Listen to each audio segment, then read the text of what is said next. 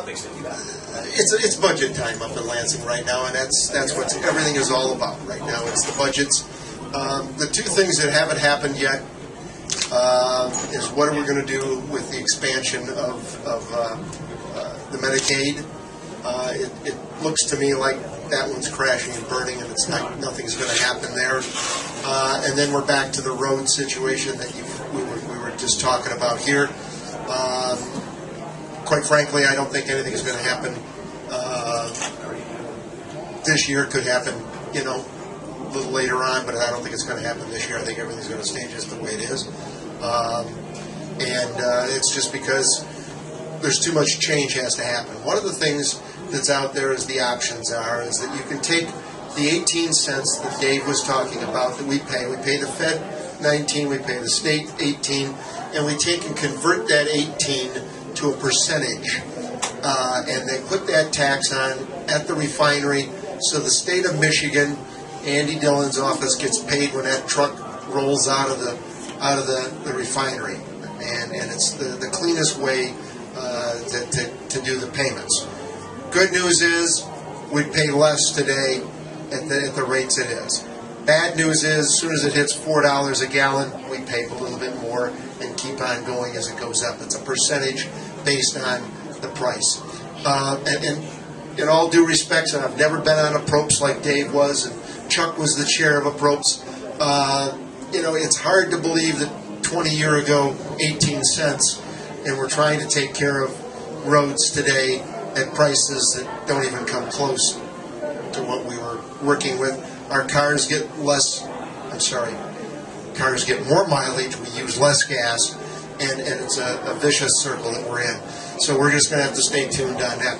One of the things I'd like to talk to you, I chair health policy. I also vice chair of insurance. I'm on banking, and I'm on energy and technology. But the thing I want to talk to you about is health policy. And also, I'm telling you that there's not there now, but if you want to check a bill out, it's 324, and it's mine. And basically what I want is when navigators go out, and this is going to happen October 1, navigators have to be going out and rolling people up in the federal health care system, okay? Can't stop that. It's there. That's being done coming down. But what I can do, and what we're allowed to do under the federal program, okay, there's 3 programs you can have. You can have a state program, you can have a partnership, and you can have the federal program. The first 2 are gone. We've missed the time, and we're now down to the last thing that we can do, and that is the federal partnership. And normally under the federal partnership, we wouldn't have anything to do, okay? It would just be step back and let the feds take care of it. Unfortunately, we're trying to do a few things, and one of the things that I believe is necessary is I want a fingerprint from every one of those people that are going out as a navigator, because they're going into Grandma and Grandpa's house, and I do not want them to be a felon. And that is the biggest problem that and again, if you don't do anything, I mean, we all know that this is a huge endeavor and something is going to go wrong. But the problem is if you sit back and don't do a thing, then all of a sudden, you basically, have mud on your shoes, so to speak. So I definitely want to make that as a priority, that we can get a fingerprint. Now let me just back up a second for you. There's $54 million nationwide that's going for navigators, okay? I'm going to tell you, these are organizers. These are acorn people that are going to be out there, and they're getting the information. They're going to get Grandma and Grandpa's Social Security. They've got the phone number. They got the address. You talk about lists with Dave here a minute ago, and our lists weren't worth a damn, okay? Guess what?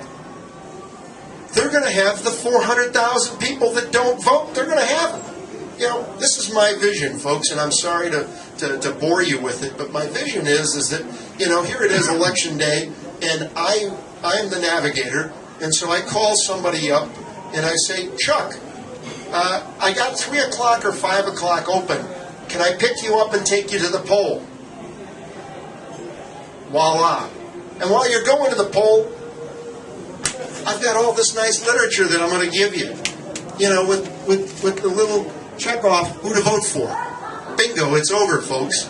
You won't see in the state of Michigan probably 5 senators that have an 80% district that'll be elected after that. So that's one of the reasons why I am so passionate about the fingerprint, and I don't think a felon is dumb enough to put their fingerprint, give their fingerprint. So that's what I'm concerned about.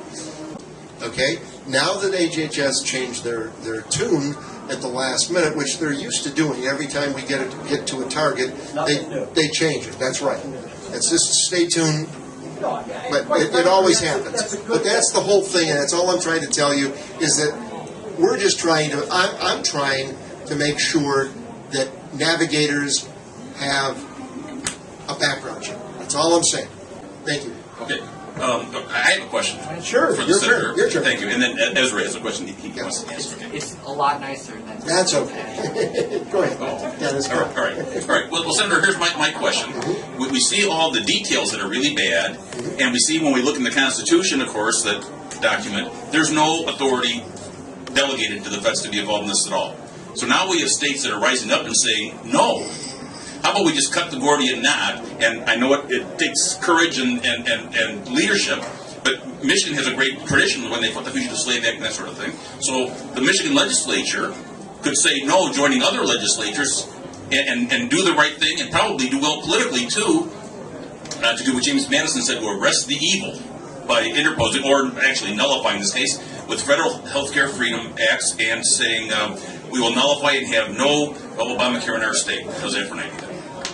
Well, it's a great idea, because if I was had the opportunity to have been elected and been in Washington, I would have never voted for Obamacare. Okay, so the problem is that, but we also watched what the federal Supreme Court gave us, and they basically didn't make a whole lot of changes in the plan at all. I mean, they referred to it as a tax, as about as much as they gave us. Okay, so the problem is that it's very difficult. The states, what they can do is they'll hold your money back. We get $15 billion a year in health care from the feds. I'm sorry, 13. The department is 15. So us here in the room and the rest of us put up $2 billion, and the rest of it comes, from the federal government. And the problem is that when you don't play in the sandbox, they just cut you off. Right. So of course their money comes from us to begin with. So they got us, and somehow we got to cut the Gordian knot, but it's going to be painful. It's really painful. Yeah. And the other quick one was, do you think Detroit will go into bankruptcy?